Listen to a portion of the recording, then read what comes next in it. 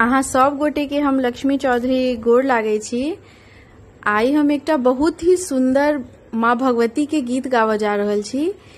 ई गीत बहुत पुरान और पारंपरिक अछि और ई गीत सर्वप्रथम हम काल्हि एकटा फेसबुक पर पेज छै संगी बहिना पेज, ओहि पर अपर्णा दीदी के मुँह से सुनने छलियन हँ। हुनकर स्वर में ई गीत हमरा बहुत ही ज्यादा नीक लागल और एकदम आत्मविभोर भ जाय वाला ई गीत छै।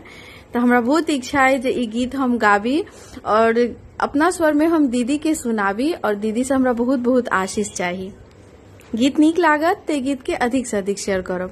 धन्यवाद।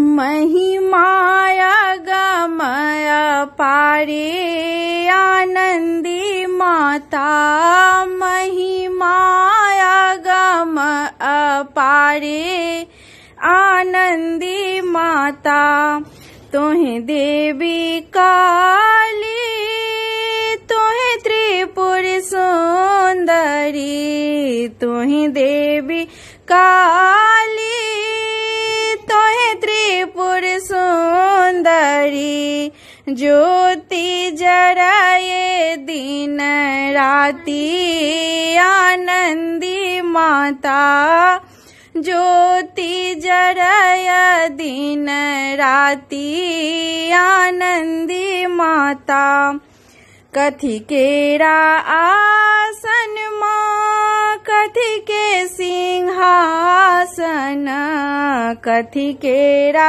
आसन माहे कथी के सिंहासन, कौने नाम धरावे आनंदी माता, कौने नाम धरावे आनंदी माता, सोने केरा आसन माहे रत्न सिंहासन, सोने केरा आसन माहे रत्न सिंहासन, काली नाम धरावे आनंदी माता, काली नाम धरावे आनंदी माता, तोहे देवी काली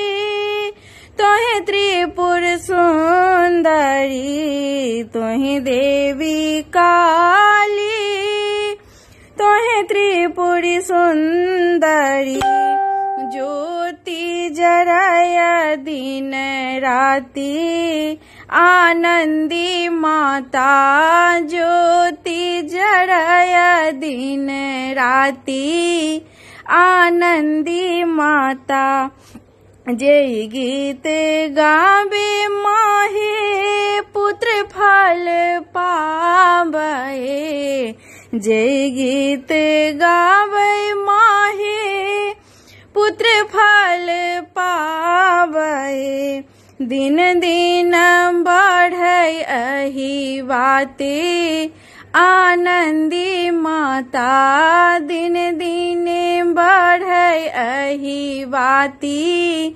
आनंदी माता, महिमाया गम अपारे आनंदी माता, महिमाया गम अपारे आनंदी माता। धन्यवाद।